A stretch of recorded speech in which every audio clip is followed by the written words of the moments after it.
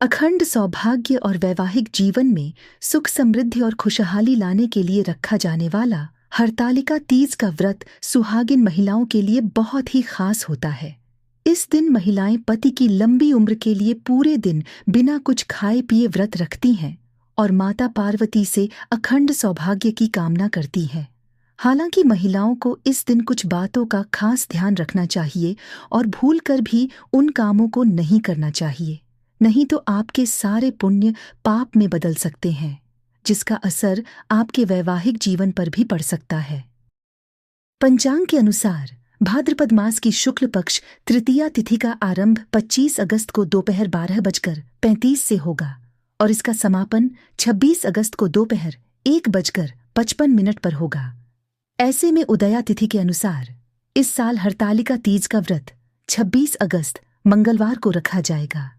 हरतालिका तीज पूजा का शुभ मुहूर्त वैदिक पंचांग के अनुसार इस वर्ष हरतालिका तीज की पूजा के लिए शुभ मुहूर्त 26 अगस्त को सुबह 5:56 से 8:31 तक रहेगा। पूजा की कुल अवधि 2 घंटे 35 मिनट रहेगी।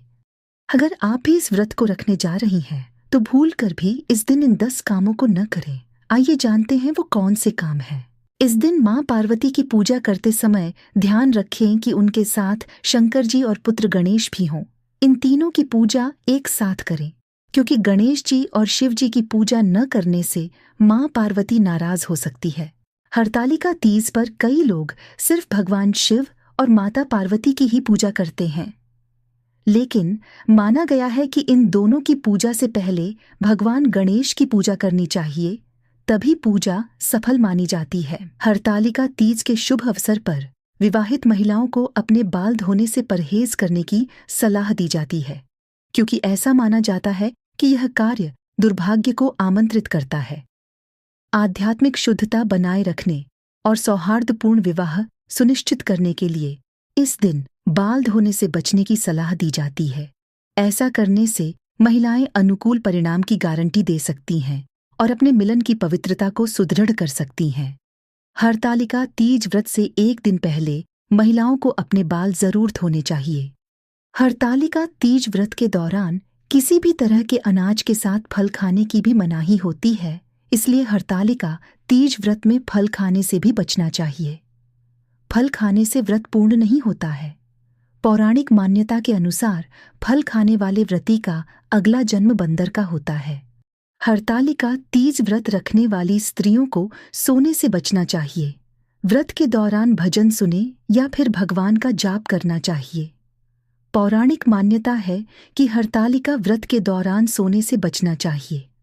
जो मनुष्य व्रत के दौरान सोता है उसे अगला जन्म अजगर या सांप का मिलता है। हरतालिका तीज पूजा के दौरान रात्रि में जागरण करना चाहिए और कथा सुननी चाहिए।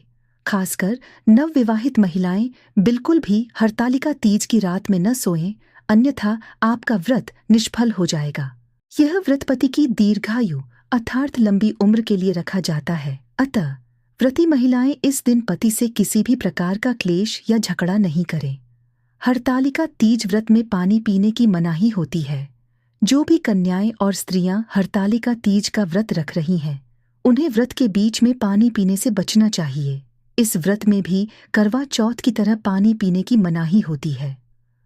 पौराणिक मान्यता है कि हरतालिका तीज पर पानी पीने से अगला जन्म मछली का मिलता है। हरतालिका तीज पर महिलाएं 16 श्रृंगार कर तैयार होती हैं। इन श्रृंगार में काले रंग की वस्तुओं का उपयोग भूल कर भी नहीं करना चाहिए, जैसे काली साड़ी, काली बिंदी, काली चूड़ियां आदि। विधि विधान से पूजा के बाद कथा सुनना ना भूलें। पूजन के दौरान हरतालिका तीज की व्रत कथा का पाठ करना विशेष रूप से फलदायी माना जाता है। महिलाओं को इस बात का भी ध्यान रखना चाहिए कि यदि वे मासिक धर्म में हों तो हरतालिका तीज का व्रत न करें। अगर मन से संकल्प करना चाहें तो केवल ध्यान, मंत्र जाप और मानसिक पूजा करें और पूजा सामग्री को छूने से बचें। हरतालिका तीज के दूसरे दिन व्रत का पारण किया जाता है, लेकिन यह पारण तामसिक भोजन खाकर बिल्कुल भी न करें। माता पार्वती और भगवान शिव की पूजा में जो भोग लगाया जाता है, उसी भोग का सेवन कर व्रत का पारण करें। अगर आप चाहते हैं कि आप सब पर माँ पार्वती और भगवान शिव जी का आशीर्वाद बना रहे, तो इस वीडियो को एक लाइक और चैनल को सब्सक्राइब और कमेंट बॉक्स में जय भोलेनाथ लिखना न भूलें। वीडियो देखने के लिए आपका धन्यवाद।